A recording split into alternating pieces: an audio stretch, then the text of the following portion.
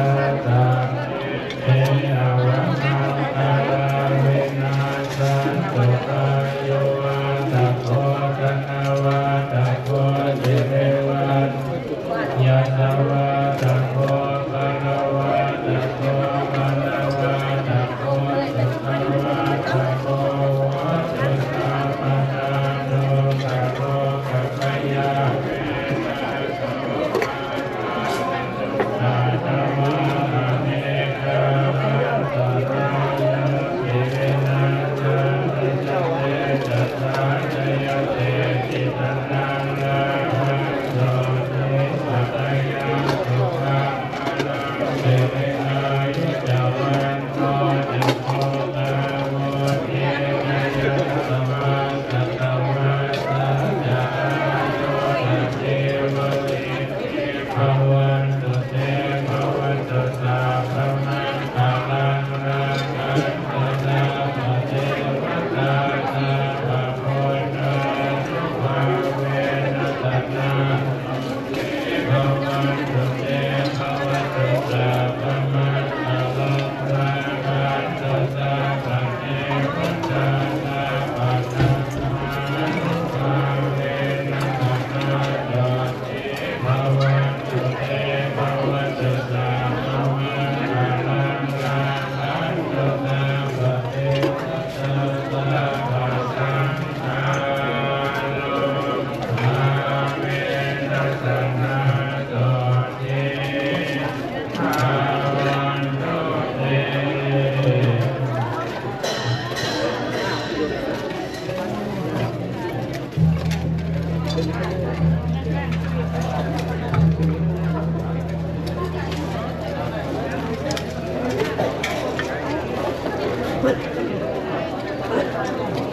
กันเองอ่ะ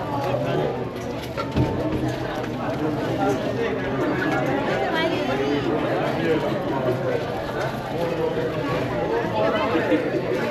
เราก็ผลิตแล้วเป็นคนนี้พอ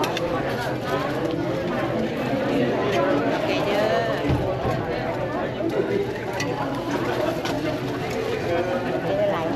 นี่แล้วตัดตรงนี้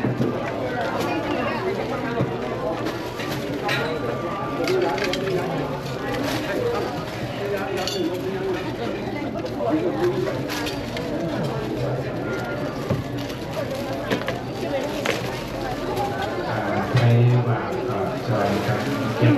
ของเด้อให้บางเนาะทำอยู่ในเพิ่นที่เขาเนาะ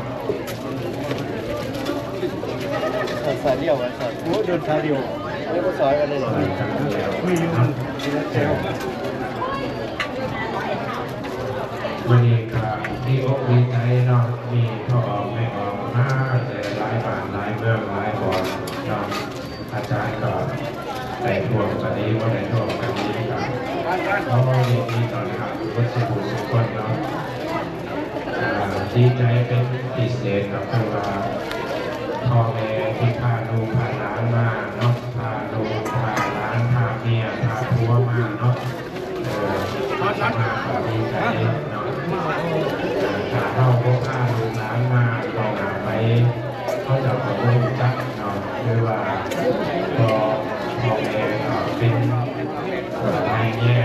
ว่าเป็นตัวอย่างที่ดีงามในแก่ลูกหลานเนาะที่ว่าเป็นประเพณีดีงามวันนี้ก็เป็นบุญ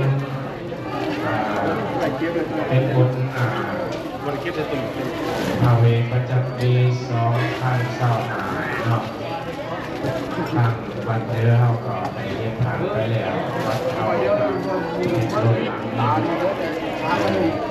งต่อไปก็เป็นบุญออกพรรษาอาตมาบอกว่าวันที่13นี่วันแม่เนาะถึงวันจันทร์วันที่12เริ่มโดยมาลงเงินกันอยู่นี่เกียร์โดยพุทธทิศก็เป็นเดือน11วันที่2เนาะเดือน11วันที่2เดือนออกพรรษาเนี่ยเดือน10วันที่12เนาะทำยิดว่าวันที่5แต่ว่าวันที่5ถือพุทธไม่ออกเจียมเป็นเพื่อนใหม่เนาะมันก็เลยคอนเลยย้ายไปใส่วันที่12อากาศก็น่าจะดีเนาะวันที่12ขอบคุณขอบใจขอบคุณไม่ออกมาบนปีมงคลขอบใจเจ้าภาพเจ้าเสื้อผ้าที่มาทานอาหารแล้วก็ขอบคุณเนาะอาจารย์ก็ขอโอกาสนี้ขอบใจเลยเนาะขอบใจเจ้าภาพขอบคุณแล้วก็เจ้าภาพที่เอาอาหารมาแต่ละอย่างเนาะเอาหนักเอาไว้ดอกไม้ต้นดอกไม้แล้วก็สิ่งของที่จำเป็นต่างๆเนาะขอบใจแล้วก็ผู้ที่มาถวายเป็นเจ้าภาพการเทศหรือผู้บริหารธนาคารตอนนี้เนาะอาตมาขอขอบ พยายามต้องการสมทบบริจาคขอเชิญเนาะกับท่านพยายามนำโอกาสที่จะสร้างความดีหาโอกาสยามเนาะสำหรับวันเท่ากับมีบุญเดือนละเดือนโดยประมาณเนาะบางเดือนก็2 เดือนเดือนหนึ่งเนาะหลังนั้นก็เอายังมีโอกาสแต่ถ้าบุญถ้าเอาก็ได้มากเอาก็มีโอกาสไปเนาะดังนั้นก็มีโอกาสการทำบุญเอาโอกาสเวลาเพราะว่าเขารอดแต่เขามาเขาโมโหได้นอกเขาจับจากไปไหนเราสะสมบุญเนาะสะสมบุญก็คือแบบเพื่อเราดีใจนะเพื่อเราดีใจ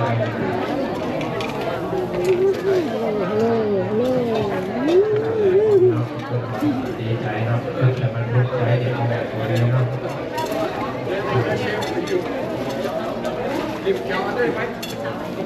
เล่นลูกเป็นคนดีลูกเจ้าของเองดีใจกับการที่เราเป็นบุญกันแต่ว่าเราก็ดีพ่อแม่ก็ดีใจกับการที่เราเป็นบุญเนาะเอาเลยมาส่วนนี้มันเป็นบุญนะครับส่วนนี้เราเป็นบุญ